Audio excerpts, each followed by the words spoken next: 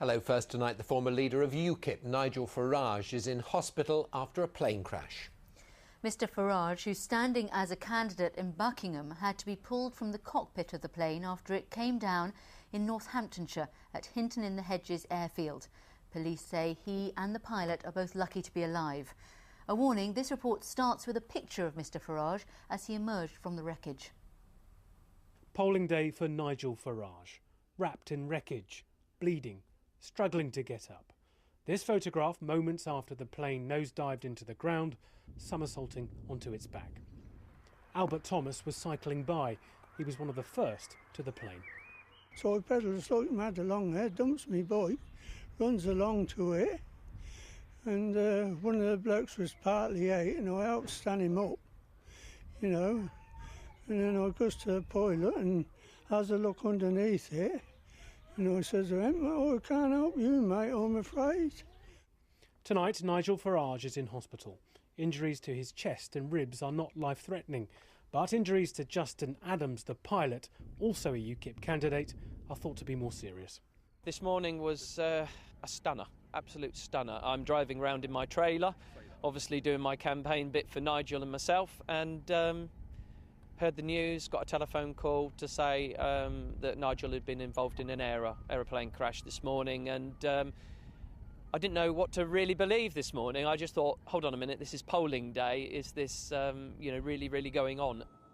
This was the third time Mr Farage had flown in the plane used to pull a UKIP banner.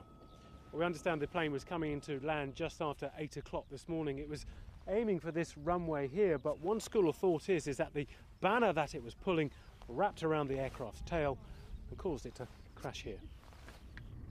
This afternoon, the clear-up began. An investigation is now underway. Mike Cartwright, BBC Look East, Hinton Airfield.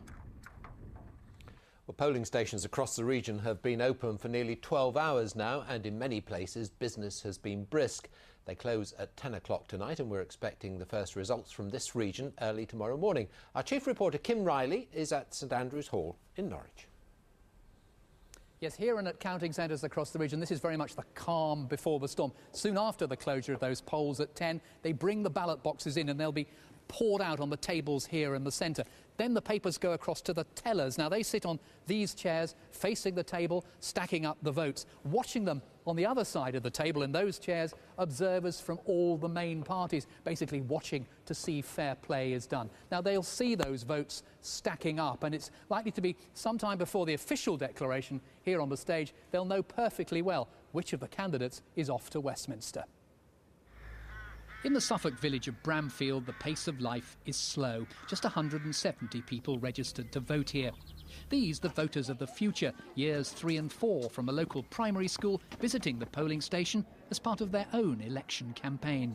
Some of them have chosen to take a global theme, such as conservation, wildlife conservation, trees. Some people have chosen to do a school theme, so they want more equipment for the playground, and so on. But it's generated a lot of discussion. They're really enjoying it. Parents have got involved as well. At Chettisham in Cambridgeshire, a bedroom in this house is where local people have been casting their votes. On this estate in Bedford, prospective voters had to turn left at the Land Rover and then step inside a caravan which was fitted out as a polling station for the day. This was the scene at Harlow's busiest polling station at Broadfields Primary School. And a constant stream of voters were arriving at the Mill Lane Centre at Bradwell, Great Yarmouth. An urgent appeal's been put out to voters who used the Green Park polling station at Newport Pagnell before 10:30 this morning. Due to an error, local election ballot papers were issued incorrectly. 300 votes were declared void. Milton Keynes Council says if those affected return before 10 o'clock tonight, their votes can still count.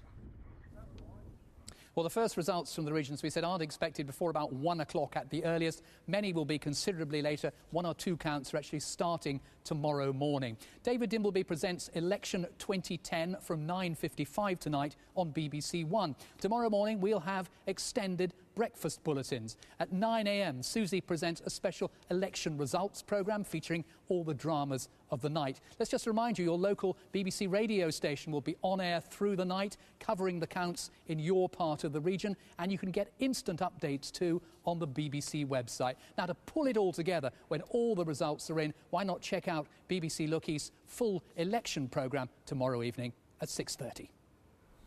Kim, thank you very much. Some holiday resorts in the region are claiming to have benefited from the volcanic ash cloud. Following yesterday's disruption, all airports in the UK are now open again, but the uncertainty over flights seems to have persuaded many of us to plan holidays at home.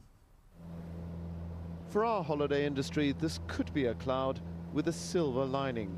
Today, blue skies over Walton on the Naze. The company which owns this and 10 other local holiday parks says bookings are up 20% on this time last year. With the ash cloud, it is harder to travel over the past month or so, is that people may have chosen to stay in Britain, and we're doing the best we possibly can for them to come back later on in the year and the year after. When you've seen what's happened to people abroad, I don't know if the worst thing is trying to get there or trying to get back. It is stressful, isn't it? I mean, you go to the airport, it's you're wound up. Lowestoft-based Ho-Seasons saw a 21% rise in inquiries as the region's airports closed down, leaving passengers stranded at the terminals.